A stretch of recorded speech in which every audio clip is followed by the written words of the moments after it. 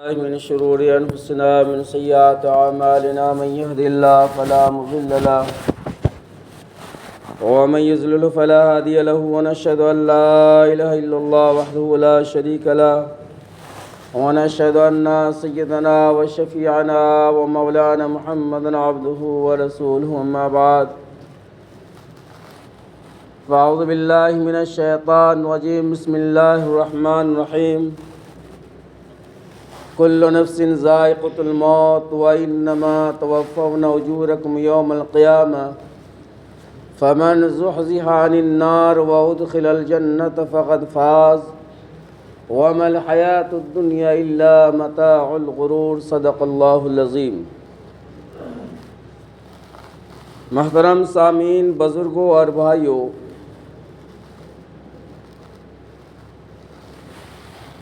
آج رمضان المبارک کا آخری دن اور آخری جمعہ ہے۔ اللہ کا بہت احسان اور اس کا کرم ہوا کہ اللہ تبارک و تعالی ہم سب کو یہ مقدس اور مبارک مہینہ مرحمت فرمایا اور اس کے مکمل روزے رکھنے کی توفیق عطا فرمائی، نماز تراویح پڑھنے کی توفیق عطا فرمائی، قرآن پاک کی تلاوت کرنے کی توفیق عطا فرمائی۔ بزرگ اور دوستو، انسان کے زندگی کے مرحلے بڑی تیزی کے ساتھ گزر رہا ہے۔ انسان دنیا سے آخرت کی طرف بڑی تیزی کے ساتھ انسان کا سفر ہو رہا ہے۔ ابھی چند جمعے پہلے رمضان کے استقبال کے لیے یا رمضان کی آمد پر بات چیت ہو رہی تھی کہ رمضان کا مہینہ آ رہا ہے جو بہت ہی خیر و برکت کا مہینہ ہے۔ اللہ تعالیٰ اس میں اپنی رحمتیں نازل کرتا ہے اور دیکھتے ہی دیکھتے یہ مہینہ گزر گیا۔ آج رمضان المبارک کا آخری جمعہ آج پہنچا۔ بڑے خوش نصیب ہیں وہ حضرات جنہوں نے اس مہینے کی قدر کی، عزت و احترام کیا اور روزے رکھے، نماز تراویح پڑھی، قرآن پاک کی تلاوت کی، ذکر و اذکار کیے۔ بزرگوں اور دوستوں، یہ مہینہ اس شخص کا بھی گزر گیا کہ جس نے روزہ رکھا، اور یہ مہینہ اس شخص کے لیے بھی گزر گیا کہ جو روزہ نہیں رکھا۔ یہ ساتھ یہ گھڑی اس شخص پر بھی گزر گیا کہ جس نے قرآن کی تلاوت سے اپنے آپ کو محروم رکھا، اور اس پر بھی یہ گھڑیاں گزر گئی جس نے پورا مہینہ قرآن کی تلاوتوں کا اہتمام کیا۔ یہ ساتھ یہ گھڑیاں، یہ وقت اس شخص کا بھی گزر گیا کہ جنہوں نے نماز تراویح پابندی کے ساتھ پڑھی، اور اس آدمی کا بھی وقت گزر گیا کہ جس نے سستی اور کاہلی کی وجہ سے نماز تراویح سے اپنے آپ کو محروم رکھا۔ آج بزرگ اور دوستو، ایسے لوگ یہاں پر ضرور موجود ہوں گے اور کل بھی صف اول میں وہ جگہ لے کر بیٹھ جائیں گے کہ جنہوں نے ماہ مبارکہ کا احترام نہیں کیا، اس کی عزت نہیں کی، اس کی قدر نہیں کی، روزے نہیں رکھے، نماز تراویح نہیں پڑھی، مگر حقیقت یہ ہے کہ اس کا ضمیر اسے لعنت ملامت کرتا ہوگا۔ اندر سے دل اس کا مردہ ہوگا، دل اس کو کوستا ہوگا، ملامت کرتا ہوگا، لعنت بھیجتا ہوگا کہ کاش تم بھی اوروں کی طرح رمضان کو رمضان سمجھ کر اس کے وقت کی لمحات کی قدر کرتے اور رمضان کے روزے رکھتے، تراویح پڑھتے، ذکر و اذکار کرتے، تلاوتوں میں وقت گزارتے۔ آج بزرگ اور دوستو، اللہ ماشاءاللہ کوئی نوجوان ایسا ہوگا جو قرآن پاک نہیں پڑھا ہوگا، مگر بہت سارے نوجوان ایسے بھی ملیں گے کہ جس نے قرآن کو ٹچ نہیں کیا اور پورا مہینہ گزر گیا۔ بہت سارے نوجوان ہیں قرآن کو کھول کر نہیں دیکھا، بہت سارے نوجوان ہیں کہ قرآن کو جو ہے وہ نظر سے دیکھا بھی نہیں اور پورا مہینہ گزر گیا ہے، اور بہت ایسے بعض نوجوان بھی ہے جو پورے مہینہ قرآن پاک کی تلاوت کیا، یہاں تک کہ 2-4 ختم کر دیے۔ تو وقت جو ہے انسان کا گزر جاتا ہے، اور یہ بات میں نے رمضان کے شروعات میں بھی کہی تھی کہ وقت آئے گا اور چلا جائے گا۔ بربل سے جو ہے اکبر بادشاہ نے پوچھا کہ دیکھو تم کوئی ایسے جملہ ہمارے لیے تیار کرو، ایسے جملہ تیار کرو، ایسے الفاظ بناؤ کہ وہ الفاظ ہمیں جو ہے خوشی میں بھی کام آوے اور غمی میں بھی کام آوے، اس طرح کا جملے بناؤ۔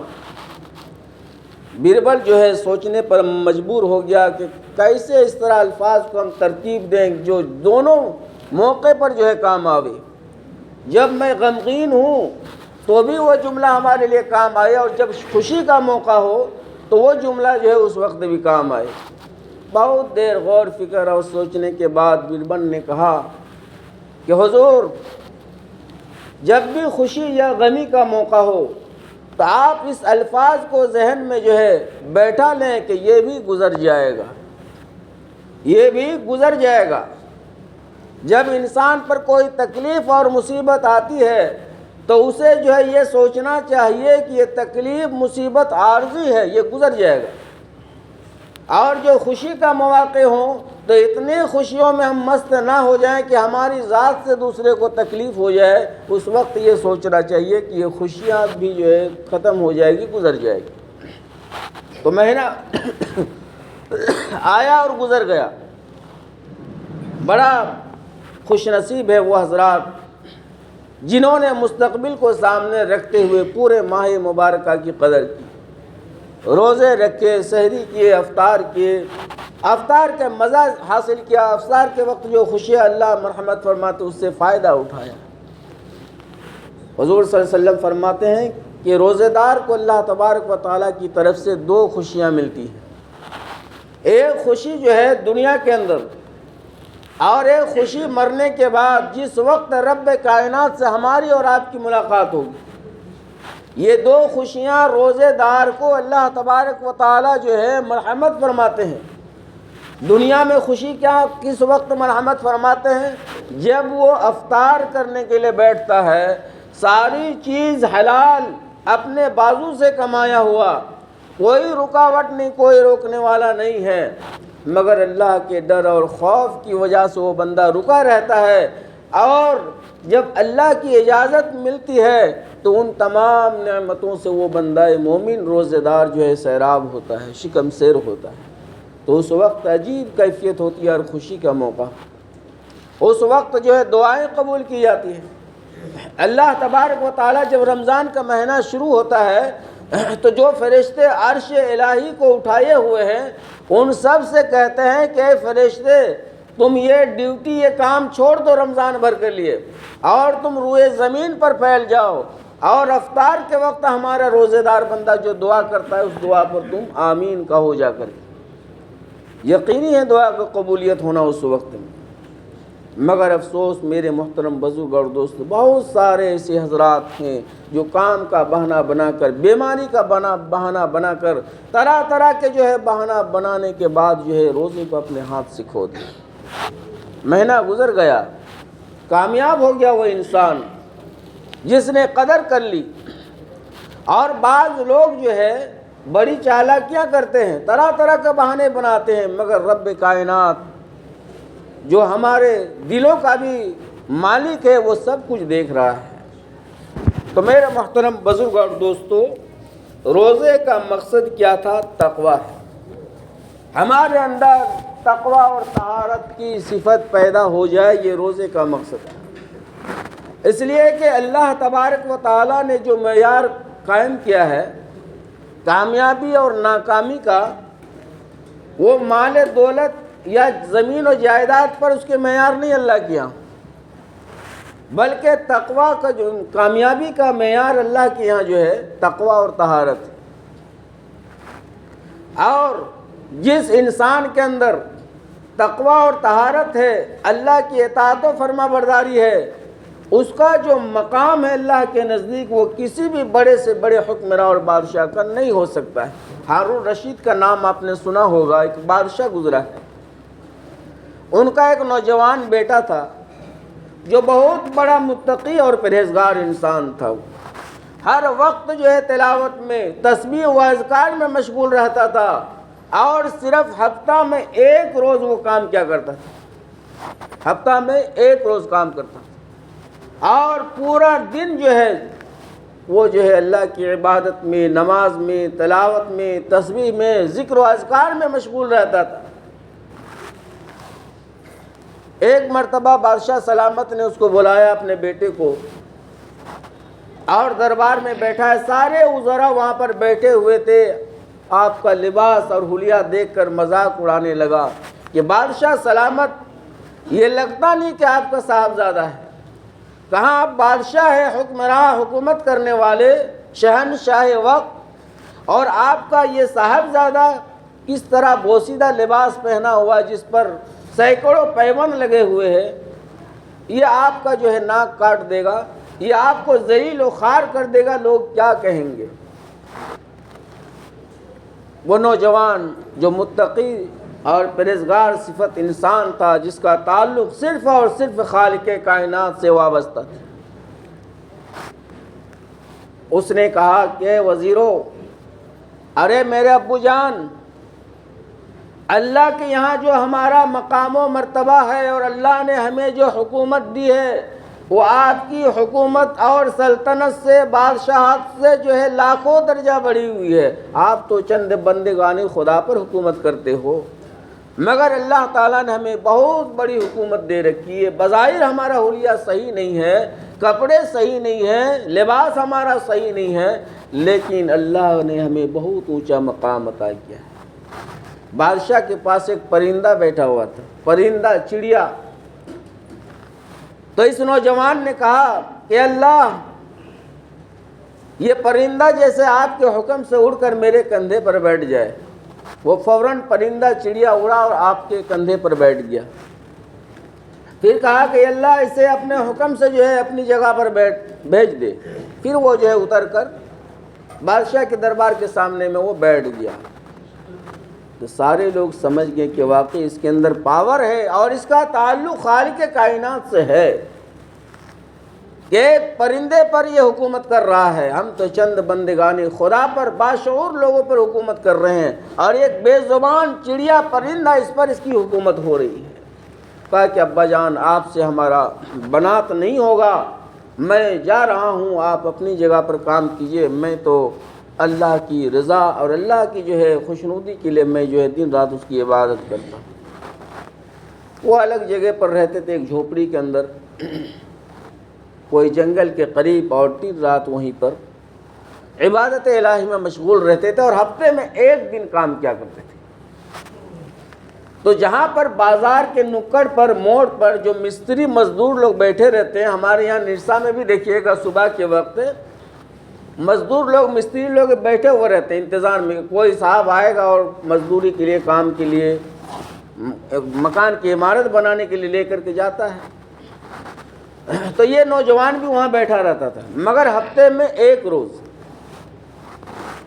اب ایک شخص جس کا نام ہے ابو عامر بصری رحمۃ اللہ علیہ، ان کو ایک مستری مزدور کی ضرورت پڑی، مکان کی تعمیر کرانا تھا۔ تو ان لوگوں کے پاس گیا، وہاں بہت سارے مستری بیٹھے ہوئے تھے، مگر اس کو دیکھا کہ یہ جو ہے مزدور، جو مستری ہے، یہ نوجوان بادشاہ کا لڑکا، قرآن کی تلاوت کر رہا ہے، ہاتھ میں قرآن ہے، قرآن کی تلاوت۔ اس کے پاس پہنچا کہ بابو تم کام کرو گے؟ کہا کہ ہاں کروں گا۔ کہا کہ کیا مزدوری لوگ؟ کہا کہ دیکھیے مزدوری بات وہ تو بعد کی بات ہے، پہلے میرا 2 شرط ہے۔ پہلی شرط یہ ہے کہ میں نماز کے وقت میں کام نہیں کروں گا، کام چھوڑ دوں گا میں، چاہے جتنا ہی امپورٹنٹ کام رہے۔ اور دوسری شرط یہ ہے کہ میں مزدوری جو ہے 1 درہم اور 1 درہم کا چھٹا حصہ، یعنی 1 دانق میں مزدوری لوں گا۔ 1 درہم اور 1 درہم کا چھٹا حصہ، جسے 1 دانق کہا جاتا ہے، یہ ہماری مزدوری رہے گی، نہ میں اس سے کم لوں گا اور نہ میں اس سے زیادہ لوں گا۔ ابو عامر بصری رحمۃ اللہ علیہ کو یہ بات پسند آئی کہ ٹھیک ہے چلیے. کہا کہ آپ کے ساتھ اور کوئی لیبر مزدور کا کسی کی ضرورت نہیں، میرا تعلق خالق کائنات سے ہے، جو رب کائنات کا خالق ہے، مالک ہے، کوئی بات نہیں، میں اکیلے کام سنبھال لوں. ابو عامر رحمۃ اللہ علیہ کہتے ہیں میں نے اس کو لگا دیا، وہ کام کر رہا، نماز کے وقت ہوا کام چھوڑ دیا، پھر ظہر کی نماز پڑھ لی، پھر کام میں آ کر لگ گئے، پھر عصر کی نماز ہوئی چھوڑ دیا، مغرب تک کام ختم ہو گیا.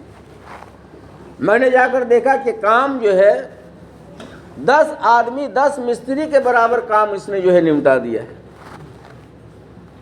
جو کام 10 مستری مل کر سکتا ہے، اس اکیلے نوجوان نے اتنا کام اکیلے نمٹا دیا، کوئی لیبر مزدور ہیلپر اس کے ساتھ نہیں ہے. مجھے بڑا تعجب ہوا، یہ کیا ماجرا ہے، یہ کیسے ہو سکتا ہے؟ اتنا لمبا چمڑا کام جو ہے اس سے پہلے بھی میں کروایا ہوں، لیکن اتنا کم وقت میں اتنا زیادہ کام کیسے ہو گیا؟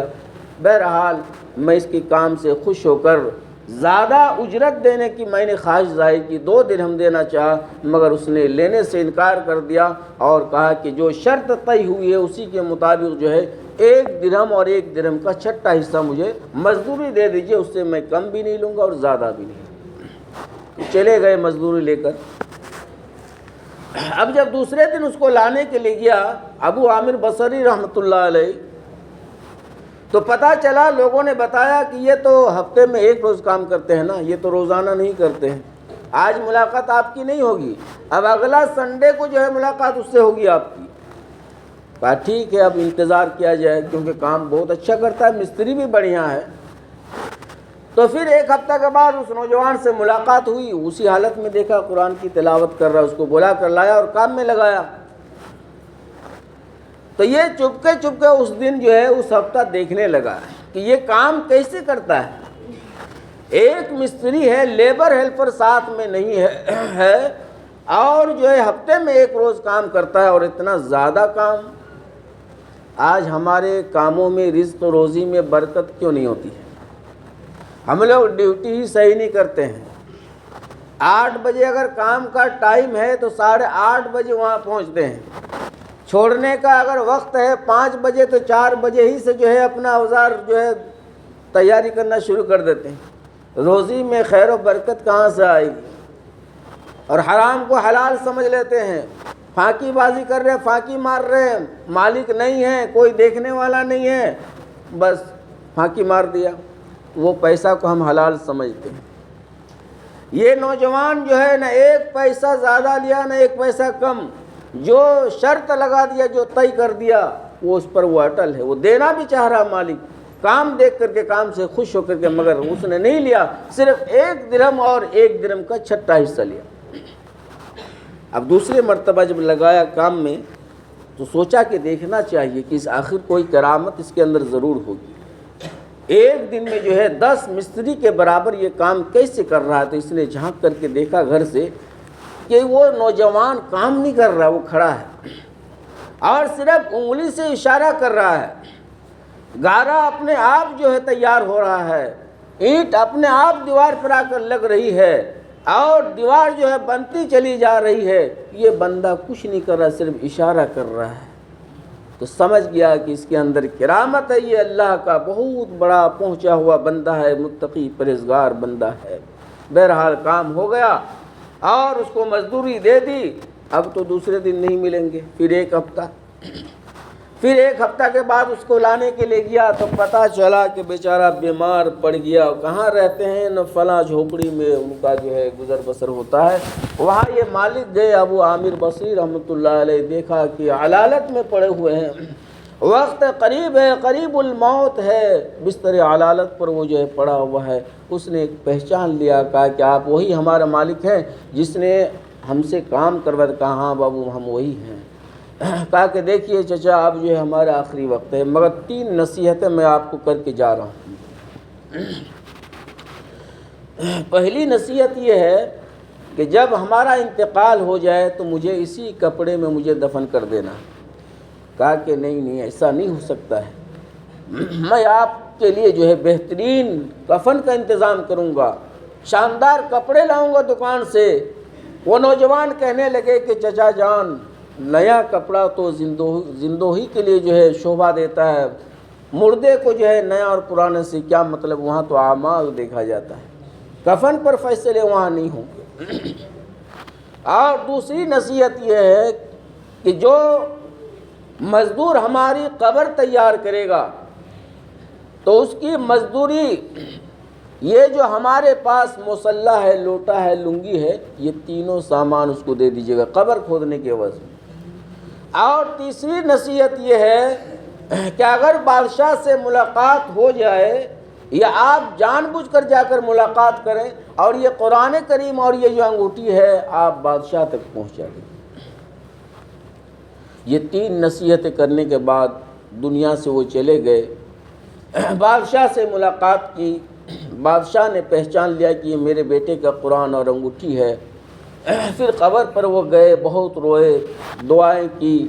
بزرگ اور دوستوں، کہنے کا مطلب اور مقصد یہ ہے کہ اللہ نے جو کامیابی کا معیار رکھا ہے وہ مال و دولت پر نہیں رکھا ہے، اعمال پر رکھا ہے، تقوی اور طہارت پر رکھا ہے۔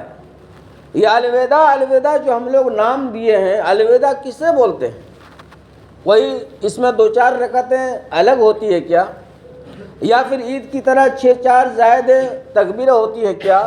یا اس میں صورتیں پڑھنے کی ترتیب الگ ہے کیا؟ یا الوداع میں کچھ کھان پان کا انتظام الگ ہوتا ہے؟ کچھ نہیں ہوتا ہے۔ پچھلے جمعہ کی طرح یہ جمعہ بھی ہے۔ الوداع کیوں کہا جاتا ہے کہ یہ رمضان المبارک کے آخری جمعہ ہے؟ اب پتہ نہیں وہ ہمارے لیے یا آپ کے لیے کس کے لیے ہے۔ بہت سارے لوگ ہمارے پچھلے سال اس آخری جمعہ میں شریک تھے، اس روئے زمین پر باحیات تھے، زندہ تھے، آج وہ نہیں۔ تو یہ الوداع کا مطلب ہے۔ تو اس سے ہمیں سبق حاصل کرنا چاہیے اور یہ نیت کر کے، پختہ نیت کر کے اٹھنا چاہیے کہ اللہ جس طرح ہم نے جو ہے رمضان المبارک کا پورا مہینہ اطاعت کے ساتھ، فرما برداری کے ساتھ، نماز اور تقوی طہارت کے ساتھ گزارا ہے، یا اللہ بقیہ 11 مہینہ بھی ہمیں اسی طرح سے گزارنے کی توفیق دے، ہدایت دے۔ لیکن ایسے دعا کیوں کریں؟ ہم کو عید کے بعد تو پڑھنا ہی نہیں، ہماری عبادت تو جمعہ پر ختم ہو جائے گی۔ اور یہ نیت آپ کے کہنے سے کیا ہوگا؟ ہم نے پہلے رمضان ہی کے چاند دیکھتے ہی ہم نے نیت کر لیا ہے کہ اللہ عید تک ہمیں نماز کی توفیق دے، روزے کی توفیق دے، تلاوت ذکر و اذکار کی توفیق دے، اس کے بعد دے یا نہ دے کوئی حرج کی بات نہیں، یہ تو ہم نے نیت کر لی ہے پہلے سے۔ یہی وجہ ہے کہ رمضان کا مہینہ جیسے ہی ختم ہوتا ہے ہمارا اسلام بکسے میں چلا جاتا ہے، ہمارے اسلام الماری کے اندر چلا جاتا ہے۔ پھر وہ نمازیں کہاں، وہ مسجدیں کہاں، وہ زر قبر کے اسلامی لباس کہاں، وہ ٹوپیاں کہاں، سب ختم۔ جمعہ پڑھ لیا، ہم مسلمان بن گئے۔ میرے عزیز اور بھائیوں، دنیا کی زندگی چند روزہ ہے اور یہ زندگی ہماری برف کے ڈھیر کی مانند ہے، یہ پگھل رہی ہے۔ یہ میں نے ابھی کہا کہ رمضان شروع ہوا تھا اور رمضان جو ہے دیکھتے دیکھتے ختم بھی ہو گیا ہے۔ جس نے اس کی اہمیت کو سمجھا، فضیلت کو سمجھا، اس کی قدردانی کی، وہ جو ہے بہت کچھ کما کر لے گئے۔